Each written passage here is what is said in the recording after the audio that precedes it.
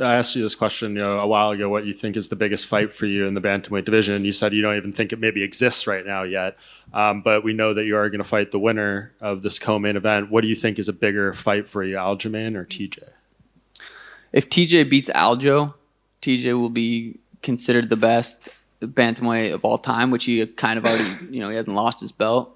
So I think me versus TJ would be a lot bigger. For some reason, people just Aljo, he's not a draw. I like the guy. It's not a, even TJ versus Aljo doesn't feel like a huge fight. I mean, it's a main event. It could be a main event. It's a big fight, but it's not like a massive fight. I think if TJ beats Aljo, me versus TJ is insane. I think me versus Aljo would be insane, considering I'd be on the card. So probably TJ. And speaking of that, we had Sean O'Malley in here earlier, and I asked him what he thinks would be the bigger fight between you and him, or TJ and him, and he said you're not a draw and people don't care about you, and TJ would be the bigger fight. Do you disagree with that notion? Do you feel like people are pretty drawn to you in the sport, and you are someone that they want to throw down their money to see fight? I mean, they keep putting me on these pay-per-view cards. I mean, I'm not like the opener like O'Malley has been, but they keep putting me on pay-per-view events, so there's got to be something to that.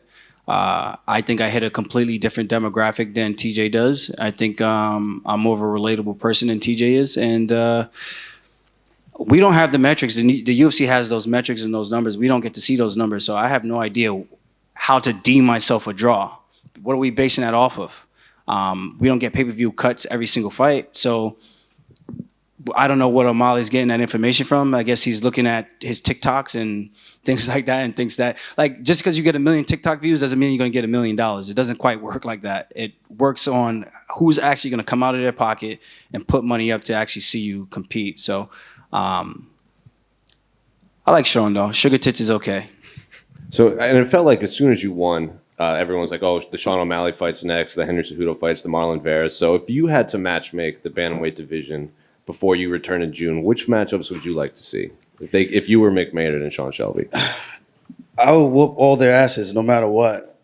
Honestly, I feel that's how I honestly feel.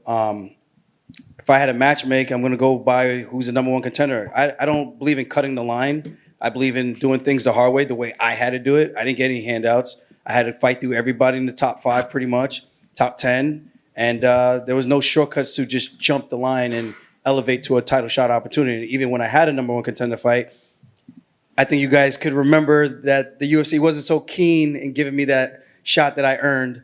And who knows why? I guess maybe my style. It seems to be okay when the Dagestanis do it, but it's weird when I do it. I don't know. It's like this weird disconnect I'm trying to figure out. Maybe, like I said, maybe it's because I'm not Dagestani. I just got to shave my mustache, and I think things would be okay. But if I had to pick somebody, give me the money fight. Whichever one that is, I think is personally O'Malley. And people may think, oh, you're just going to take him down and steamroll him. I think I would do that to anybody. So he can catch me the same way I could take him down and it'd be a short night for him. The same way he could catch me and it could be a short night for myself as well. Do you think that O'Malley didn't get the credit he deserved in his performance against Jan because of the controversial decision? Yeah, but there was nothing controversial about it. People were screaming robbery. It wasn't a robbery. If you go back and watch the fight and you're not emotionally charged because you made a bet, you'll be like, okay, I see why O'Malley won. I went back and I watched it. I did a whole thing while watching on my podcast, and I did like a whole review, and I went round by round, counting the punches, counting the takedowns, the duration of the takedowns, what did he do with the takedowns, and O'Malley won the fight. I mean, you could try to sway it differently with the takedowns, but he didn't slam him down. He took him down to air Jan, took him down, but O'Malley landed on his hands, and then he sat to his butt. It's not like he got slammed on his back. I'm like, oh shit, that would have hurt if that was on a concrete floor. He landed on his hands. The guy was fine, So you gotta look at it like, what does more damage? And I think O'Malley did more damage in that fight. And I think if he had lost, I agree with him when he said that he would have gotten more respect because they'd be like, oh, you had a really good fight with the number one contender guy. That guy's a dog. And then the same thing for myself. I beat him, Jan, and then people start making all these excuses. I'm like, there's no winning. Sometimes there's just no winning with the fans. It's just like all you got to do is just keep winning and let the history books tell the story for you. So kudos to him. Sign the contract. Aljo, what's going on, brother? There's no contract, by the way. face off with Aljamain in the cage. Did we see anything? It was a bit chaotic. I know Marab was getting involved there as well, but could you take anything out of that interaction or not really? Nothing really. You know, it was the first time I was really face to face with Aljo. I've had confrontation with him and at, like, with our clothes on, but you know, seeing it, he's jacked. That dude's jacked, but he's not big. He's not big. You know, he fights with his chin up a little bit. I was just letting him know, you know, you gotta tuck that chin a little bit or I'm gonna find it. Obviously, it's going to be built as this grappler versus striker matchup, but even in this fight, we saw that, you know, his striking's pretty unorthodox. He kind of moves, he bends over a lot. When you look at his style versus your style, how do you see the fight playing out, and where do you think you find success? You know, the way I beat Aljo is focused, 25 minutes, disciplined, you know, straight punches, and you know, I don't want to give away too much, but you know, Aljo's beatable. He's very beatable. I thought he lost tonight. Very excited for this. Next up, Sean O'Malley. You had your in-cage face-off. Curious if you were able to take anything out of that. And they look like they want, or Dana was saying he would like to see it maybe August in Boston, if that's something that would work for you. Thoughts on Sean O'Malley? My thoughts on Sean O'Malley is that motherfucker is frail. Frail. You think if I could take down a short, stocky guy like Henry, who's actually a gold medalist and has good takedown defense, what am I going to do to Sean O'Malley? Like, let's be honest here, guys. Like, yeah, he's been promised the title shot. He opted not to take the title shot and gave Henry a chance to come back and chase history. I beat Henry. Now there's no more running.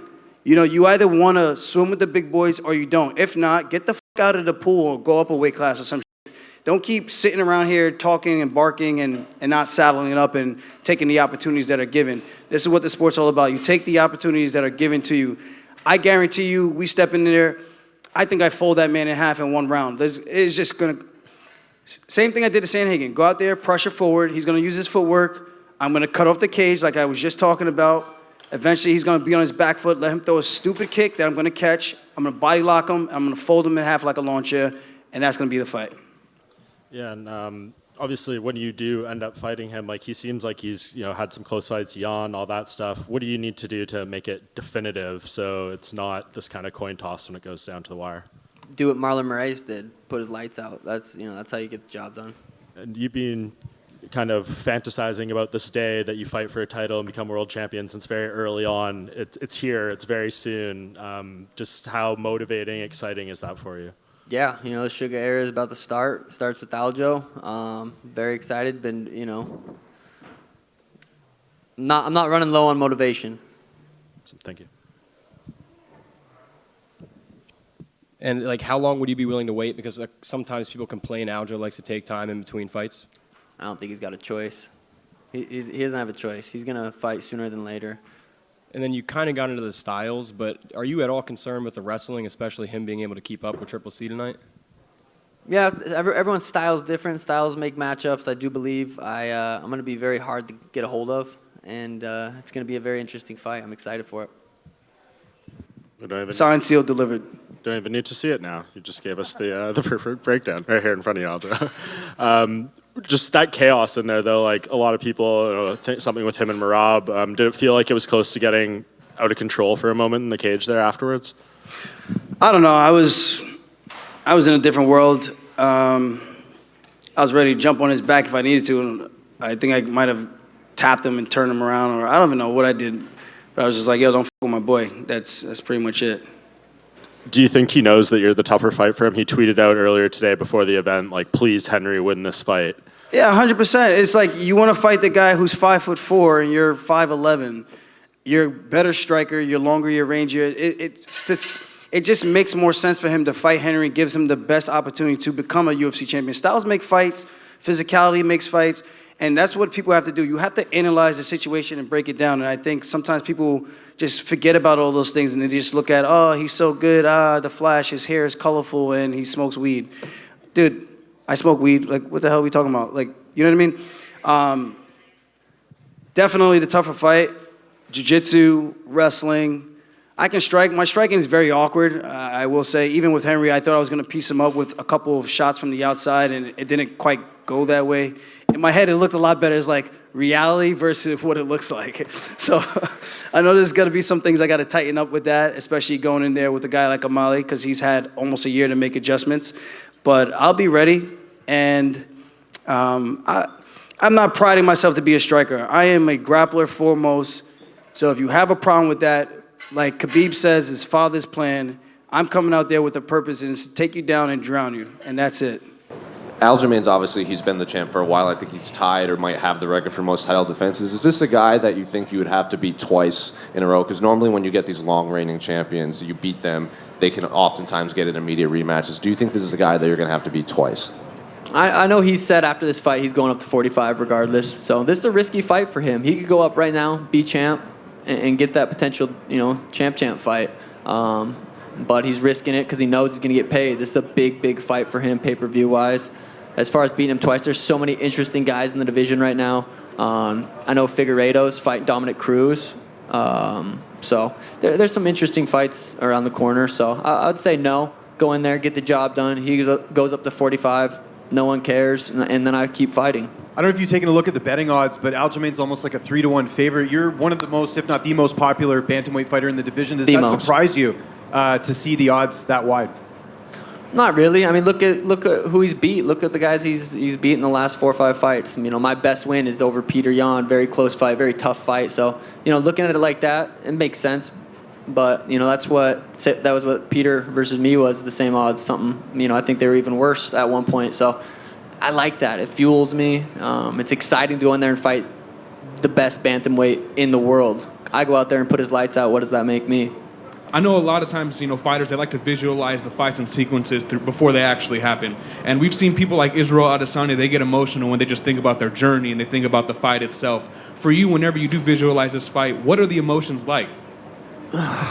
Yeah, I think there's still 6 weeks of work. We still got a long time. The closer I get to fights, the more I can kind of visualize and see what's happening. I have a good idea of how this fight's going to play out, but fighting's crazy.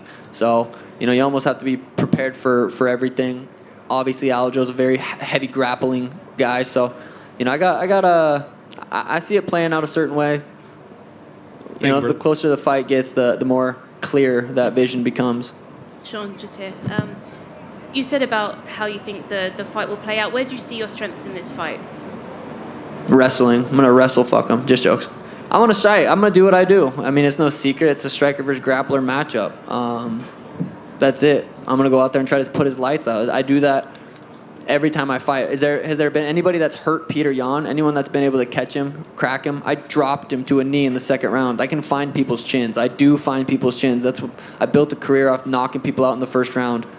So he cuts a lot of weight.